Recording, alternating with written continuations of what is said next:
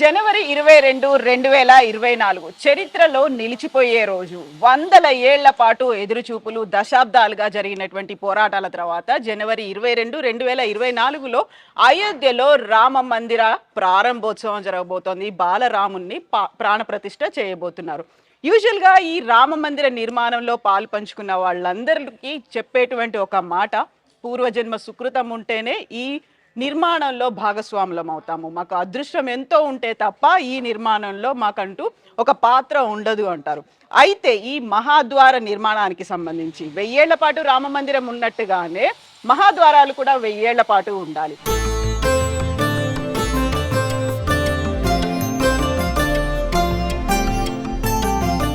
అందులో పడినటువంటి కృషి, శ్రమ ఎలాంటిది? ఏదైనా టెన్షన్ ఉందా, లేకుంటే అంతా రాముడే చూసుకున్నారు, క్లియర్గా చాలా ఈజీగా అయిపోయిందా?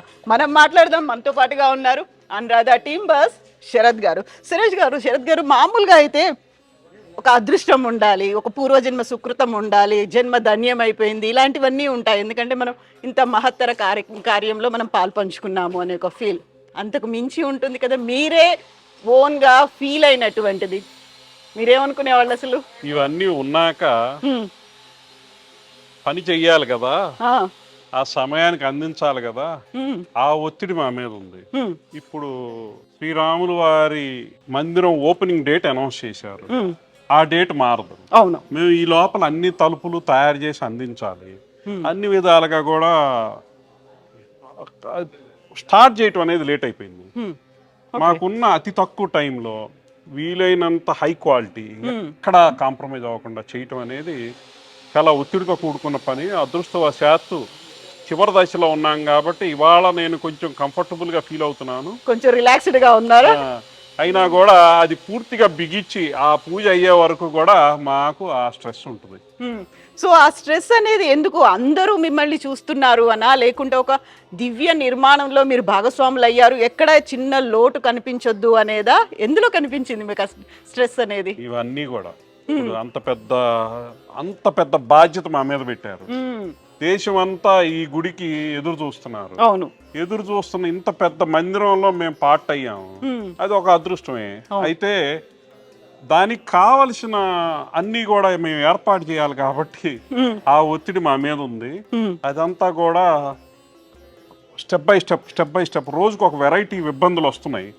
అవన్నీ కూడా ఎప్పటికప్పుడు మేము అధిగమించుకుంటూ ఎప్పటికప్పుడు మేము దాన్ని సమయానికి అందియటానికి ఎక్కువ దూరాభారం. ఇప్పుడు కన్యాకుమారి ఆ కార్నర్లో ఉన్న మనుషుల్ని అయోధ్య చేర్చాలి. ఫ్లైట్లో తీసుకొచ్చినా కూడా ఫ్లైట్లు కూడా కనెక్టివిటీ లేదు.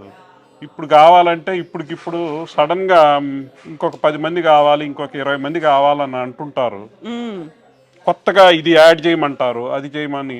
అటువంటప్పుడు చాలా ఒత్తిడి వస్తుంది. ఒక టైం బౌండ్ ఉంది అక్కడ. అంత టైం బౌండ్, షెడ్యూల్ 2 రోజుల్లో అవ్వాల్సిన 2 రోజుల్లోనే అవ్వాలి. అటువంటి సిచ్యువేషన్లో నేను 24 గంటలు కూడా ఎప్పుడు ఏది కావాలన్నా కూడా అందించటం అనే లాజిస్టిక్స్ చాలా చేస్తున్నాము. ఎంత ప్లానింగ్ ఉన్నా కూడా ఏదో ఒకటి ఇది వస్తుంది. అయినా కూడా భగవంతుడి ఆశీర్వాదంతో చివరి దశకి చేరుకున్నాము. ఇప్పుడు భగవంతుడి ఆశీర్వాదం ఎంత ఉన్నప్పటికీ, అక్కడ సంకల్పం, చిత్తశుద్ధి ఇవన్నీ ఉన్నాయి, టైంకు మనం అందించగలుగుతున్నాము అనుకున్నప్పటికీ కూడా క్రిటిసైజ్ చేసే వాళ్ళు కూడా కనిపిస్తూ ఉంటారు కదా. ఎక్కడ ఏదైనా లోపం దొరికిందా, ఇలా దొరుకుతారు అనేది, అది కూడా ఒక లోడ్ అనిపించిందా మీకు, ప్రెషర్? అదృష్టవశాత్తు మేము చేసిన పనికి క్రిటిసిజం అనేది లేదు. ఒకటే ఏంటంటే సమయానికి అందించడం అనే ఒత్తిడి మాత్రం బాగా ఉంది. మా క్వాలిటీ మీద కానీ, మేము చేసిన ఆర్ట్ మీద కానీ సాక్షాత్ ఎల్ఎన్టీ చైర్మనే వచ్చి చూసి చాలా అప్రిషియేట్ చేశారు. పెద్ద వారందరూ వచ్చి చూస్తున్నారు మా పని, చాలా బాగా మెచ్చుకుంటున్నారు. మెచ్చుకున్నంత మాత్రాన డేట్ మారదు, పూర్తి చేయాల్సిన పని చేయాల్సిందే. సో అందుకని ఎన్ని అదృష్టాలు ఎంత ఉన్నా పని చేయాల్సిన బాధ్యత మా మీద ఉంది కాబట్టి పని చేసే we should answer. That's the only solution what I have right now.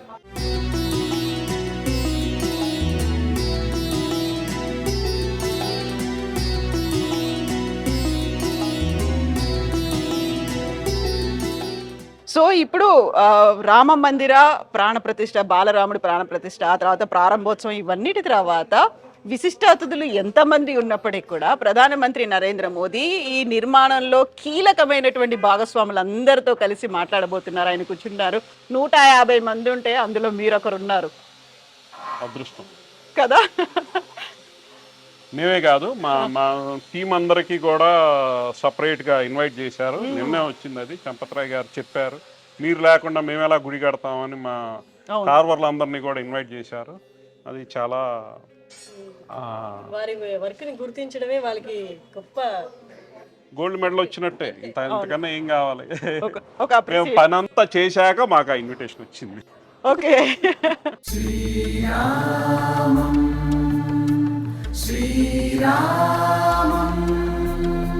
యూజువల్గా ఇక్కడున్న క్రిటిసిజం అనుకున్నప్పుడు నేను అన్నది ఏంటంటే, ఈ మధ్య కాలంలో దక్షిణ భారతదేశం, ఉత్తర భారతదేశం అనేటువంటిది కనిపిస్తోంది కదా, అందులోనూ కీలకంగా ఉంది. మీరు మహాద్వారాలకు సంబంధించి ఇంత నిర్మాణంలో భాగస్వాములయ్యారు.